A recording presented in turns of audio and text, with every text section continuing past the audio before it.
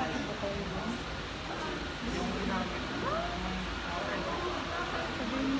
papatay naman ang ito.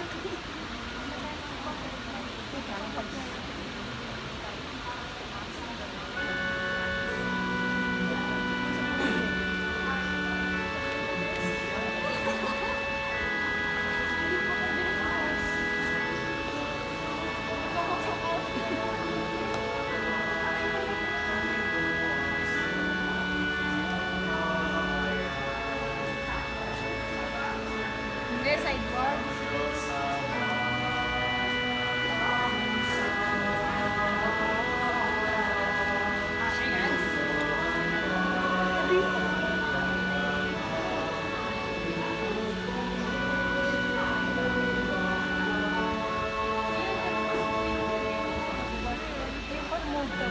Ano pa mo?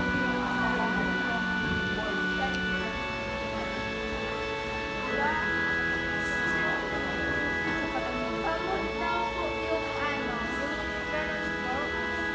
ganun po.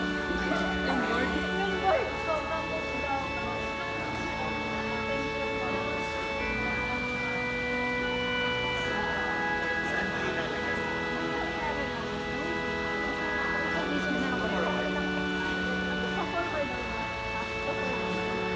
Para lang po sa akin. Pag-iris daw. Para lang daw po ulit.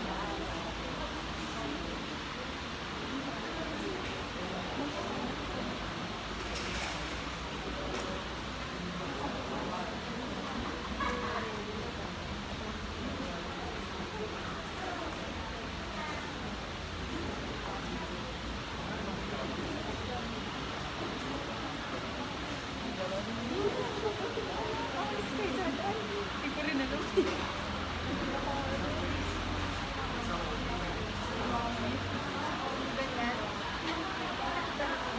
Ganyan. Ganyan. Okay na? Wala naman din mga ito.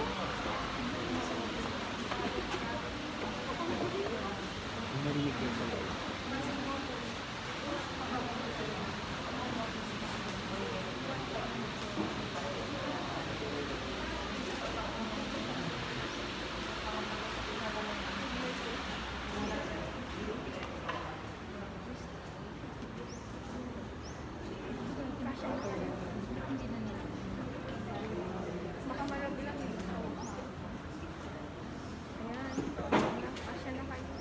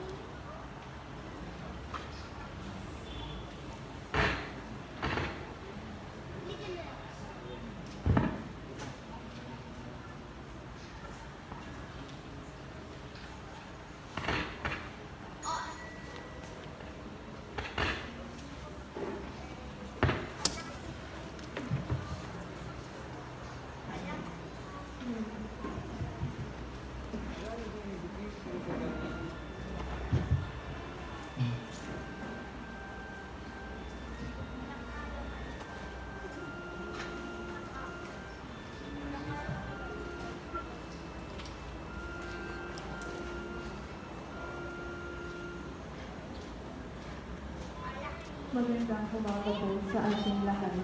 Tayo po ngayon ay nasa ikalawang linggo ng Kwaresma. Isama po natin sa ating panalangin ang pasasalamat at espesyal na intensyon ng Cueto Family, Cosimovic Family, Remis Garden, para sa biyaya ng buhay ni Irma de Guzman at Alma Castillo, at para sa safe travel ni Luz Santa Maria at Jerry Santa Maria, at para sa ikapapayapa ng kaluluwa ni Larugo Jr. and Sr., Dolores, Daprosa, Gloria, Jose, Jenny, Felisa, Celsa, Cesar Andibadua, Almeida Corpus, Efren Estrella, Leonora, Raul, Sonia, Gloria, Eric, Jerome, Apolonio, Valentin, Consuelo, Abraham, Filipina Season, Romeo, Corazon Season, Leopoldo Calderon, Gideon Paque, Adelaida Pangan, Leonardo, Florentino, Felicidad Chantempo, Raul, Jose Macarino, Wilfredo, Jose Telobello, Fermina Lardin, Rosario, Ernesto Hornada, Eugenia Pascual, Corazon Torres, Kimberly Bundang, Paulina Sorencio, Amado Sardinia Sr., Alfredo Abion, Cornelis Hercus, at Maria Gosalan. Ang pagbabagong anyo ni Jesus ay minsan lamang naganap, subalit nagpapatuloy ito sa mga buhay na binabago ni Jesus. Sa tuktok ng bundok, nasilip ng tatlong alagad ang natatagong kaluwalhatian ni Jesus, naganap namang mabubunyag sa kanyang muling pagkabuhay. Bagaman isang mata lamang ang karanasang ito, naging bukal ito ng panibagong tapang at lakas para sa mga alagad upang magpatuloy sila sa mahirap na landas ng krus ni Kristo at ng krus ng sarili niyang buhay. Bilang panimula mo ng ating misa, magsitayo po tayo ngayon.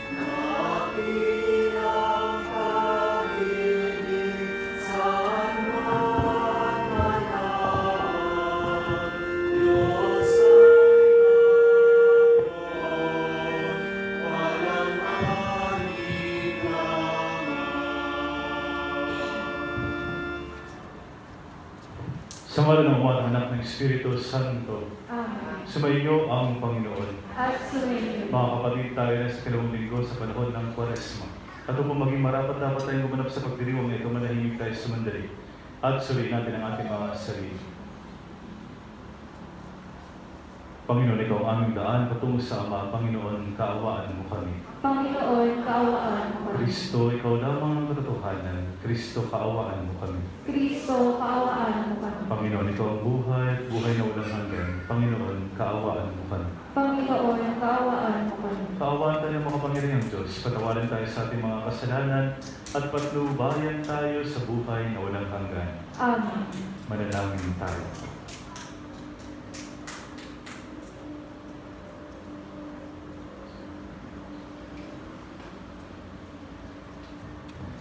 Ama naming makapangyarihan, inutos mong pakinggan namin ang minamahal mong anak ngayong kinalulugdan. Kami naway makapakinabang sa iyong salita upang sa pagdalisin nito sa aming kalooban kami ay ibigay sa pagkakaisa, pagkakita sa iyong liwanag sa pamagitan ni Kristo kasama ng Espiritu Santo magpasawalang hanggan. Amen. Magsiupo po lahat. Nasubok ang pananampalataya ni Abraham dahil sa kawalan ng anak na lalaki at tagapagmana.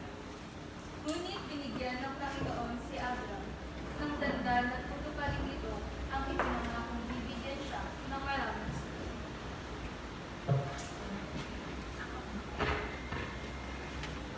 Noong mga araw na ang pagbasa mula sa aklat ng Genesis. Noong mga araw na iyon, inilabas ng Diyos si Abraham at sinabi sa kanya, "Masdan mo ang mga bituin. Mabibilang mo ba yan? Ganyan karami ang magiging anak at ako." Nananalig si Abraham at dahil dito'y sinalugdan siya ng Panginoon. Sinabi pa ng Panginoon kay Abraham, "Ako ang kumuha sa iyo sa Ur ng Caldea upang ibigay sa iyo ang lupain ito." Itinanong naman ni Abraham, "Panginoong aking Diyos, paano ko malalamang ito'y magiging akin?" Sinabi sa kanya, "Dalhin mo ako ng isang baka, isang kambing, at isang tupa. Bawat isa'y 3 taon ng gulang.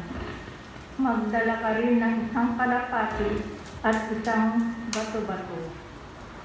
Dinala nga ni Abraham ang lahat ng iyon at biniyak ang bawat isa, maliban sa mga ibon. Inihanay niyang magkakatapat ang pinaghating hayop. Bumaba ang mga buwetre upang kanin ito. Ngunit itinaboy sila ni Abraham. Nang kumikiling na ang araw, nakatulog ng mahimbing si Abraham at nagkaroon ng isang nakakatakot na pangitain. Pagkalubog ng araw at laganap na ang dilim, biglang may lumitaw na palayo na umuusok at maningas na sulog na dumaan sa pagitan ng pinatay na mga hayop. At ng araw na yaon, makipagtipan ng Panginoon kay Abraham. Wika niya, "Nangako ako na ibibigay sa lahi mo ang lupain nito mula sa hangganan ng Ehipto hanggang sa ilog Euphrates." Ang salita ng Diyos.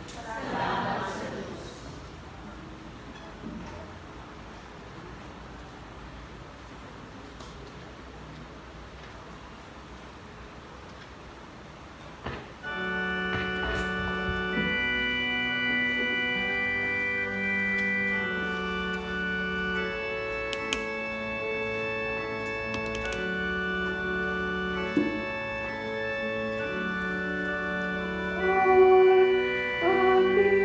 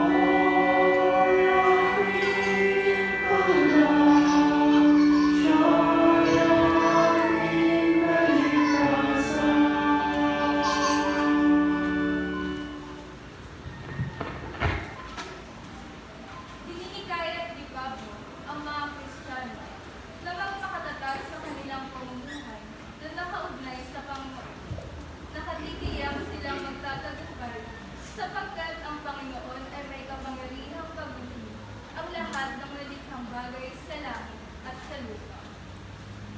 Pagbasa mula sa sulat ni Apostol San Pablo sa mga taga-Filipos. Mga kapatid, magkaisa kayong tumulad sa halimbawang ipinakita ko sa inyo. Kami ang gawin ninyong huwaran. Masdan ninyo ang lahat ng sumusunod sa mga halimbawang ito. Tulad ng malimit kong sabihin sa inyo, at ngayon ang inuulit ko, marami ang namumuhay bilang mga kaaway ng krus ni Kristo. Kapahamakan ang pahihinatnan nila sapagkat ang dinodiyos nila ay ang hilig ng kanilang katawan. Ikinararangal nila ang mga bagay na dapat sana nilang ikahiya at ang pinag-uukulan lang nila ng pansin ay ang mga bagay na panlupa. Sa kabilang dako, ang langit ang tunay nating bayan. Mula roon, hinihintay nating may pananabik ang Panginoong Hesukristo, ang ating tagapagligtas. Pagdating ng araw na yaon, babaguhin niya ang ating katawang lupa at gagawing maluwalhati tulad ng kanyang katawan sa pamamagitan ng kapangyarihang ginamit niya sa pagpapasuko sa lahat ng bagay. Kaya nga, minamahal kong mga kapatid, aking kagalakan at karangalan na lagi kong pinasasabikang makita ulit. Magpakatatag kayo sa inyong pamumuhay na nakaugnay sa Panginoon. Ang salita ng Diyos. Salamat sa Diyos. Magtitay po tayong lahat.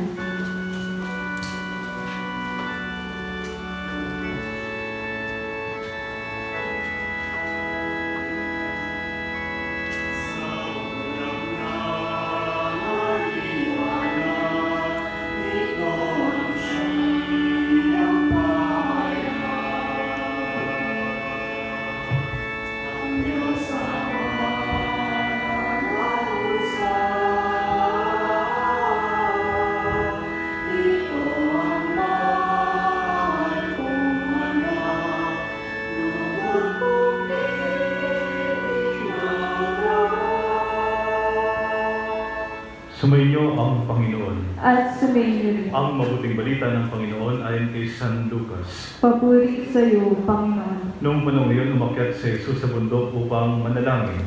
Isinama niya sina Pedro, Juan at Santiago. Samantalang siya nanalangin, nagbago ang anyo ng kanyang mukha. Nagningning ang kanyang kasuotan at naging puting-puti.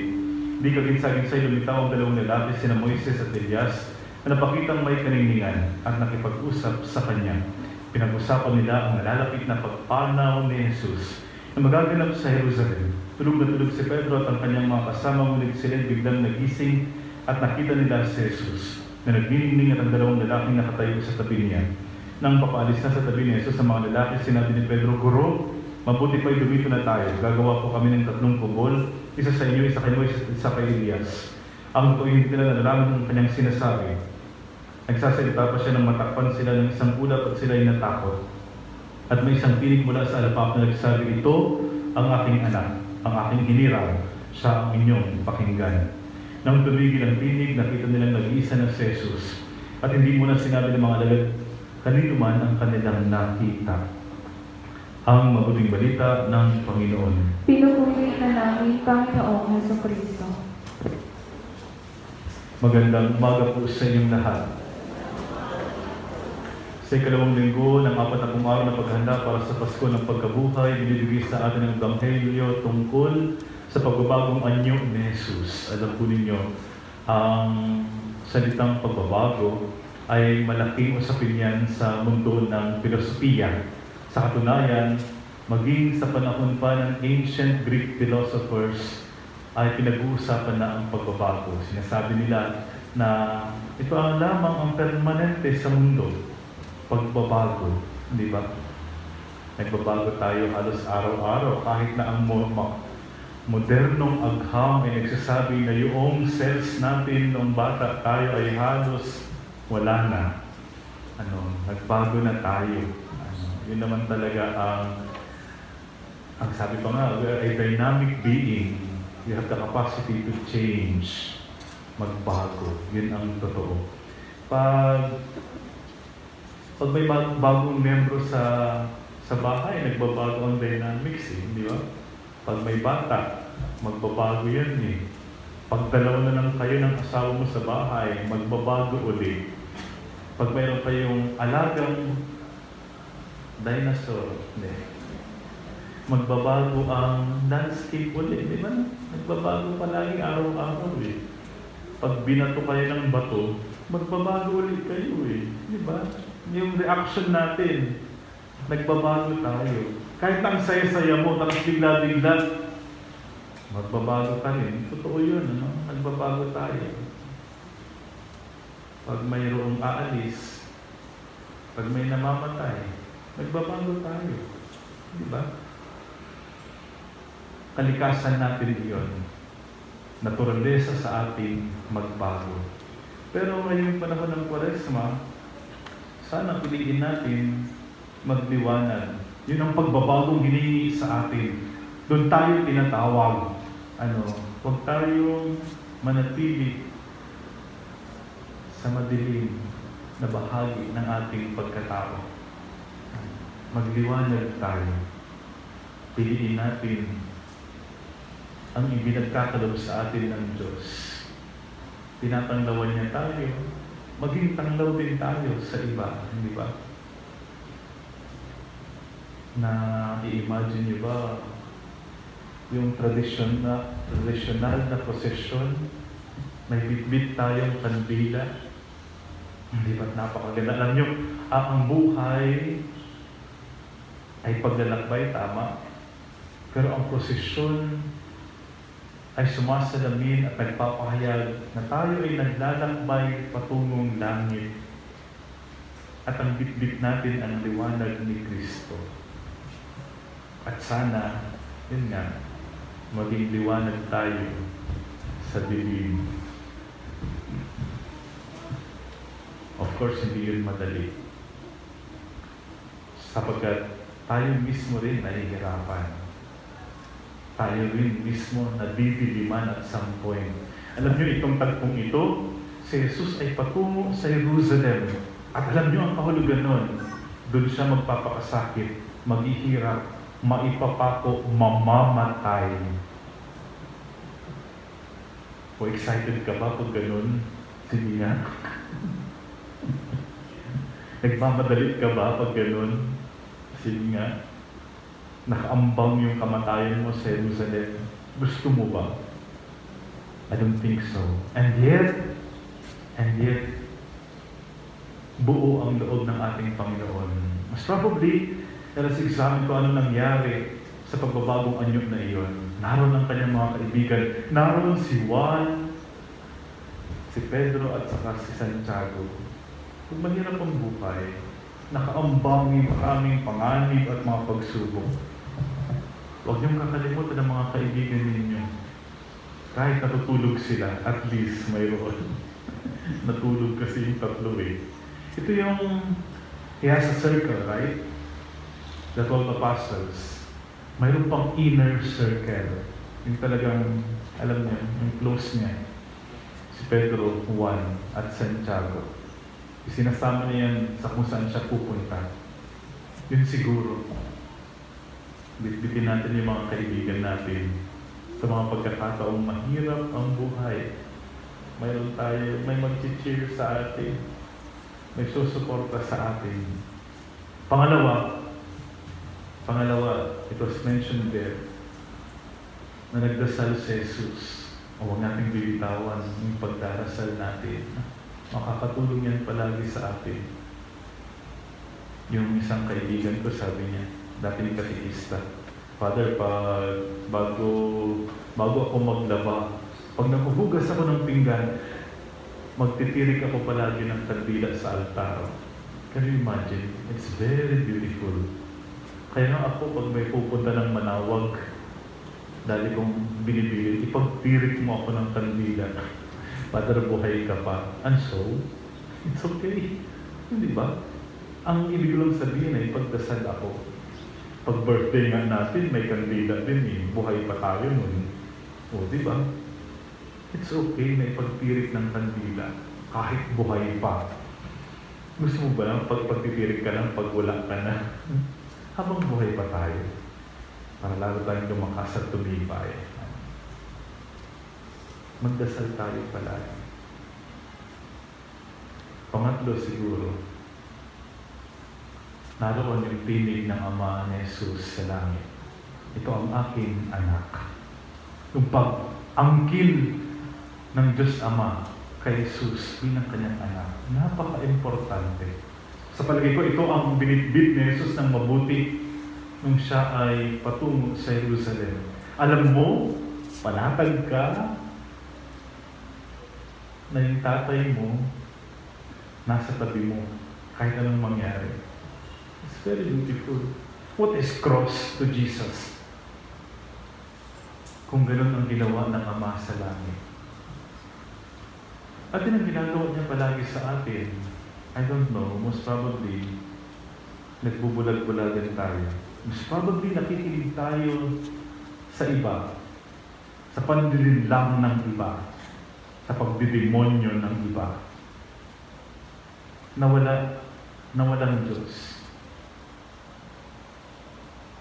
Kung tatahimik lang tayo at pakikinggan natin siya sa ating puso. Remember the voice of God is in silence. It will be very difficult for us to hear His voice kung palagi tayong nagsasalita. At some point, let us stop talking and listen to God. And listen to His voice. Na tayo rin, mga anak niya, at mahal niya tayo. Sa palagay ko, yung dilim na mayroon tayo, ang mahal na ng gasolina. Hindi ba yan madilim? May pambayad na ba kayo ng kuryente? Magmamahal na uli ang data, ang load.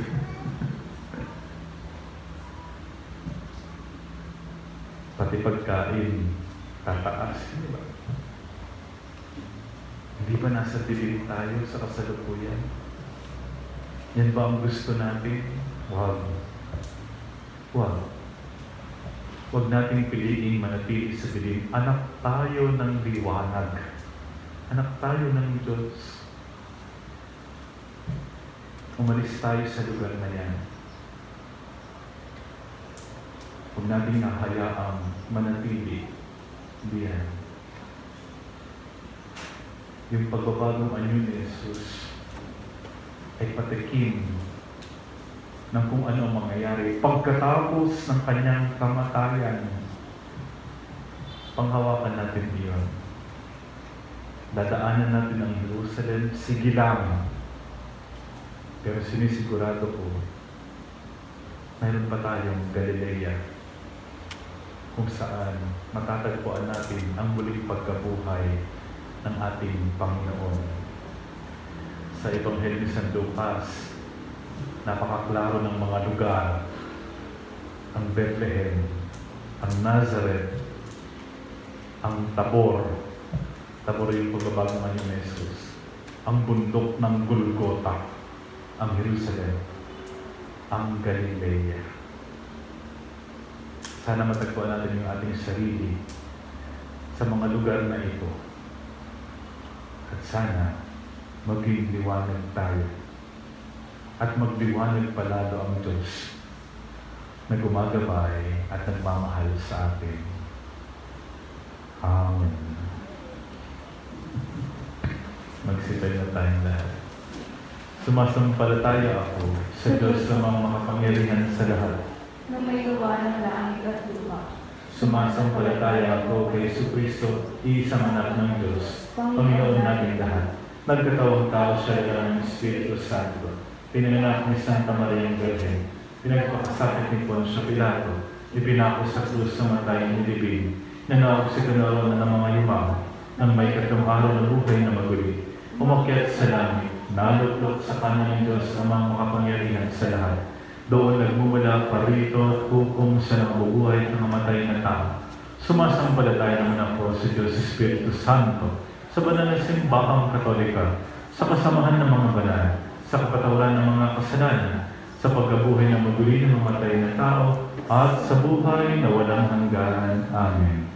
Dumalangin tayo sa Diyos sa puno-puno ng awa at pagkalinga sa bawat panalangin ng ating tutugon. Panginoon, liwanagan at gabayan mo kami. Panginoon, liwanagan at gabayan mo kami. Para kay Francisco na aming Santo Papa, kay Bartolome na aming Obispo, mga pari, diakono, relihiyosa at relihiyosa, gampanan nawa nila ng may sigasi ang misyon ng awa ni Kristo sa pamamagitan ng kanilang tapat na pamumuhay. Manalangin tayo. Panginoon, liwanagan at gabayan mo kami. Para sa mga pinuno ng pamahalaan, tugdin nawa nila ang panawagan ng salita ng Diyos na patuloy pangalagaan ang kabanalan ng buhay at ipalaganap ang pag-ibig, kapayapaan at katarungan para sa lahat. Manalangin tayo. Panginoon, liwanagan at gabayan mo kami. Para sa paghilom ng mundo sa pandemyang dulot ng COVID-19, bigyan mo nawa ng kagalingan ang lahat ng may sakit, kalakasan para sa lahat ng mga naghihikahos, mga frontliners, at kaming lahat na patuloy na nananalig sa iyong awa. Manalangin tayo. Panginoon, liwanagan at gabayan mo kami. Para sa mga taong nais nang tumalikod sa kanilang makasalanang pamumuhay, matanggap nawa nila ang grasya ng iyong awat habag sa pamamagitan ng pagtanggap ng sakramento ng kumpisal. Manalangin tayo. Panginoon, liwanagan at gabayan mo kami. Para sa mga katekumen, panindigan nawa nila ang kanilang layuning itakwil ang kasalanan upang matanggap nilang ganap ang buhay at kaligtasang dulot ni Kristo Jesus. Manalangin tayo. Panginoon, liwanagan at gabayan mo kami. Para sa mga yumao, sa pamamagitan ng kanilang pananampalataya sa iyo, Panginoon, makasapit nawa sila sa buhay na ipinangako mo sa kanila noong sila'y binyagan. Manalangin tayo. Panginoon, liwanagan at gabayan mo kami. Sa ilang sandali ng katahimikan, itaas natin sa Diyos ang ating personal na kahilingan, gayon din ang mga taong lubos na nangangailangan ng ating panalangin. Manalangin tayo. Panginoon, liwanagan at gabayan mo kami. Diyos naming Ama, patuloy naman manalangin sa amin ang banal na awa. Pakinggan mo ang aming mga panalangin at sa pamagitan ng iyong banal na salita, ganap nawa kami makapaghanda habang kami nananabik na ipagtiwang ang misteryo ng iyong muling pagkabuhay sa pamagitan ng Yesu Kristo ang aming Panginoon. Amen. Magsubo.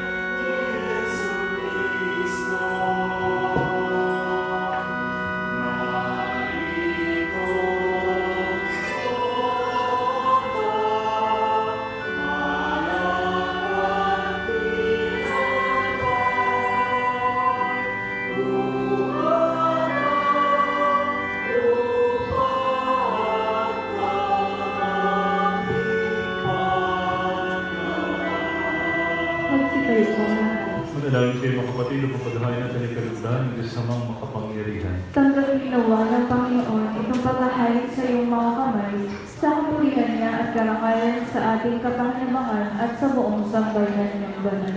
Ama naming lumikha, ang paghahain ito ay magdulot nawa ng kapatawaran ng aming mga kasalanan at magpabanal sa aming buong katauhan para sa pagdiriwang ng Pasko ng Pagkabuhay sa pamamagitan ni Jesucristo kasama ng Espiritu Santo magpasawalang hanggan. Amen. Sumainyo ang Panginoon At sumayin at sa rin. Diyos niyong puso at diwa. Itinaas na namin sa Panginoon. Masalamatan natin ang Panginoong ating Diyos. Marapat na siya ipasalamatan. Ama naming makapangyarihan, tuloy ng marapat na ikaw ay aming pasalamatan sa pamamagitan ng Jesucristo na aming Panginoon. Nang maipagtapat niya sa mga alagad na siya'y daang mamatay para sa lahat, sa kanila ay kanyang pinamalas ang kanyang sariling puspos ng liwanag. Ang iyong mga utos at mga propeta ay pawang mga tagapagpatunay niya sa pagkakatalagang para sa kapwa ay magdusa upang akayin ang lahat sa pagkabuhay na maligaya. Kaya kaisa ng mga anghel nagsisiaw ng papuri sa iyo, nang walang umpay sa kalangitan, kami nagbubunyi sa iyong kadakilaan.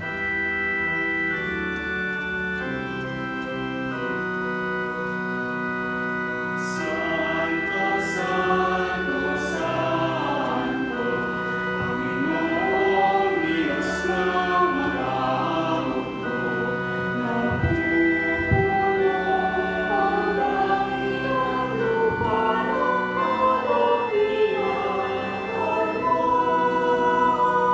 Hosana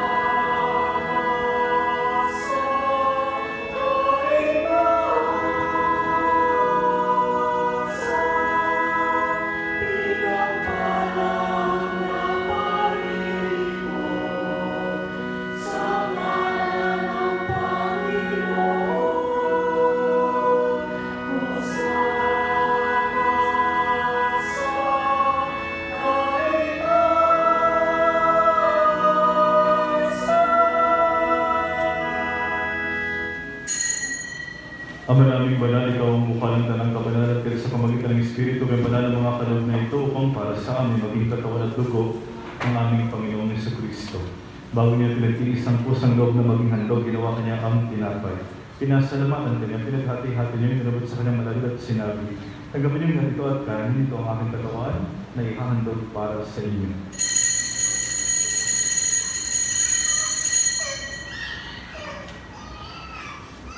Gayun din naman, matapos ang hapunan, ginawa kanya ang kalis. Muli kanyang pinasalamatan. Inabot niya ang kalis sa kanyang malagad at sinabi, "Tanggapin niyo na ito at inumin. Ito ang kalis ng aking dugo ng bago at walang hanggang tipan. Ang aking dugo ay bubuhos para sa inyo at para sa lahat sa kapagpapatawad ng mga kasalanan.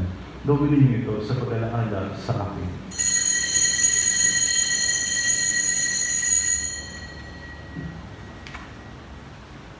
Ipagbuli natin ang misteryo ng pananampalataya.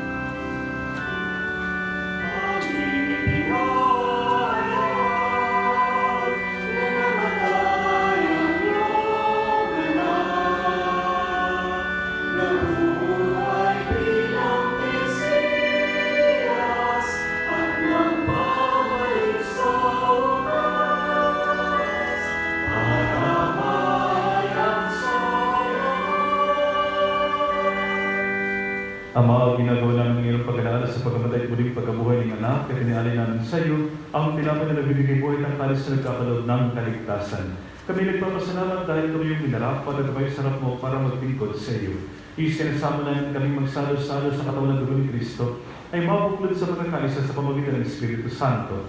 Amaling natin mga simbang na hinap sa buong daigdig, pustusin mo kami sa pag-ibig kaisa ni Francisco na aming Papa, ipatulad namin ang obispo at ang kanang kaparian. Alahanin mo rin yung mga kapatid namin na hinday na may pagkasang sila muling mabubuhay, ganoon na mga pumanaw. Kaawaan mo sila patuloyin sa iyong kanugan, kaawaan at paginapatin kaming lahat na makasalo sa iyong buhay na walang wakas. Kaysa na mahal na rin Maria ina ng Diyos, isalo sila kanyang tapat na esposo, kaysa ng mga apostol, kaysa ng lahat ng mga banal na buhay dito sa daigdig ng kalulog sa iyo. Maipagdiunuan namin na pagpupulis karangan mo sa pamamagitan ng anak na aming Panginoong Jesucristo. Sa pamamagitan ni Kristo, kasama niya at sa Kanya, ang lahat ng parang puri ay sa iyo. Diyos sa mga makapangyarihan kasama ng Espiritu Santo, magpasawalang hanggan.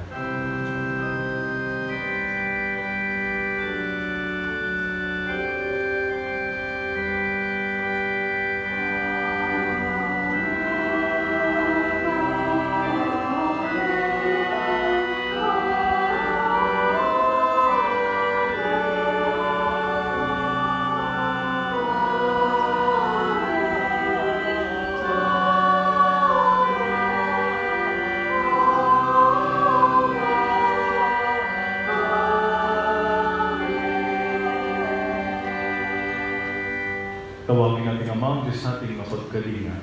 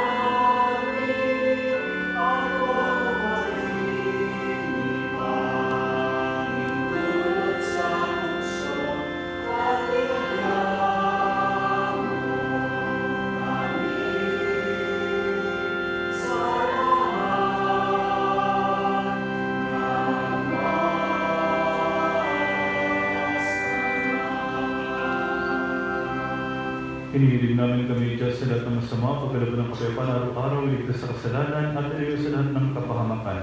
Samantalang aming pinananatigan ang dakilang araw ng pagkapahayag ng tagapagligtas namin sa Yesu Kristo.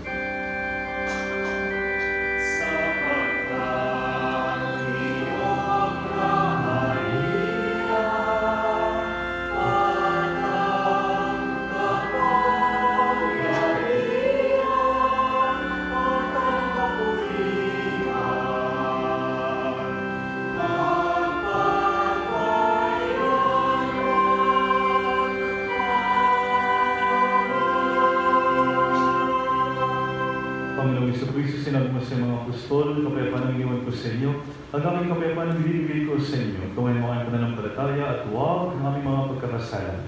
Pagkalabot mo kami ng kapayapaan, pinakaisa sa iyong kalooban, kasama ng Espiritu Santo, magpasawalang hanggan. Amen. Ang kapayapaan ng Panginoon ay laging sumaiyo. At sumayin. Magbigay ng kapayapaan sa isa't isa.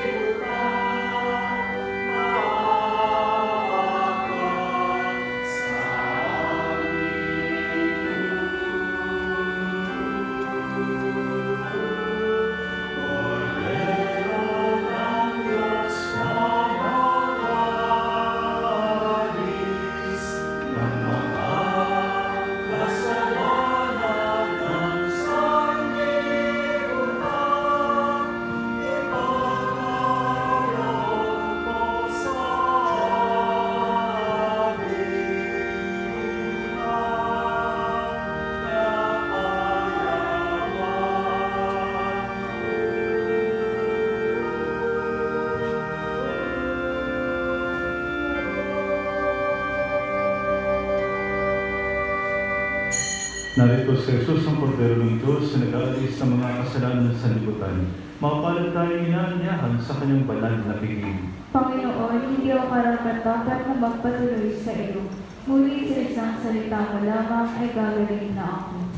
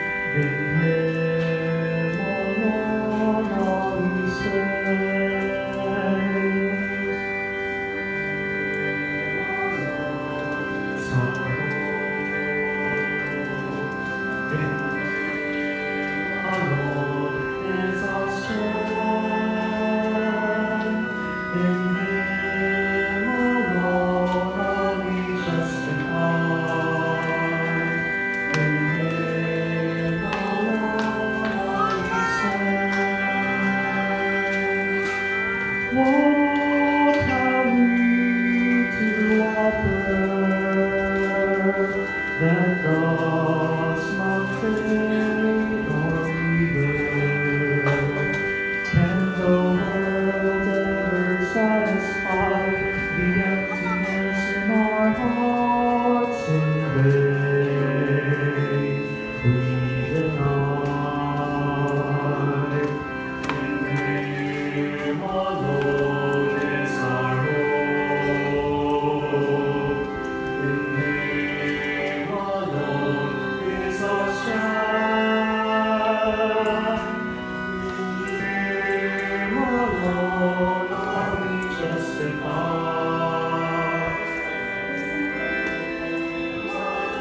On are we saved. What will you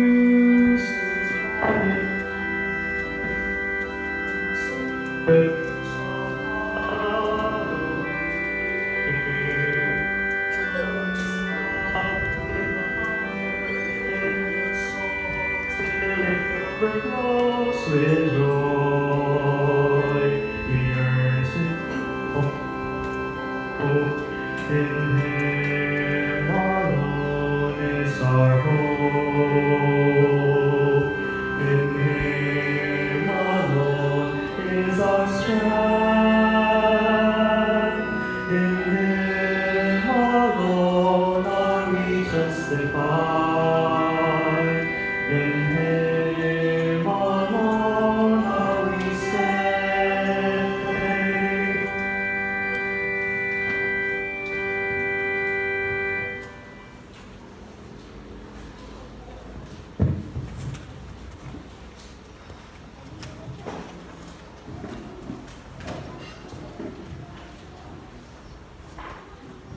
Magsitayo po ang lahat.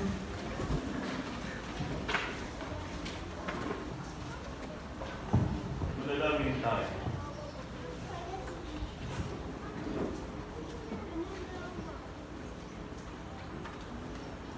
Ama namin mapagmahal, aming pinapakinabang mo sa dakilang pagliliwanag sa bagong anyo ng iyong anak, ay tumatanong ng utang na loob sa iyo sapagkat kahit ngayon paman, sa lupang ibabaw pinapagsalo mo na kami sa kaligtan ng kalangitan.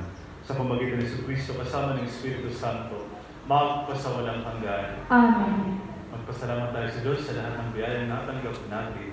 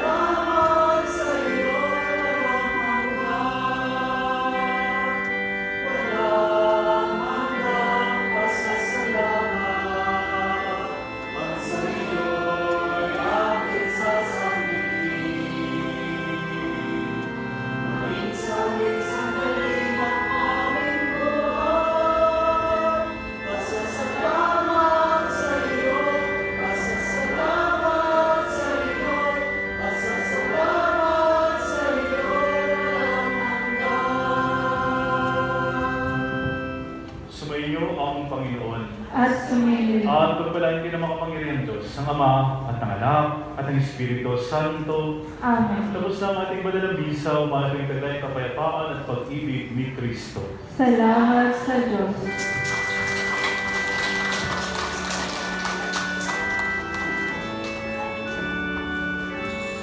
Nagsimula ang buhay para sa sarili lamang.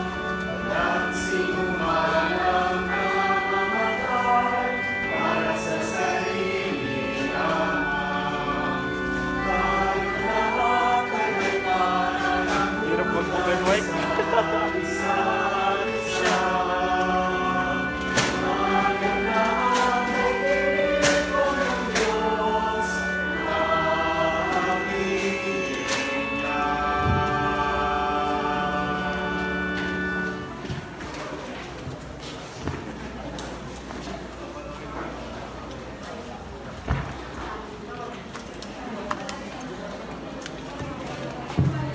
Volunteers wala daw po munang uuwi, may meeting tayo.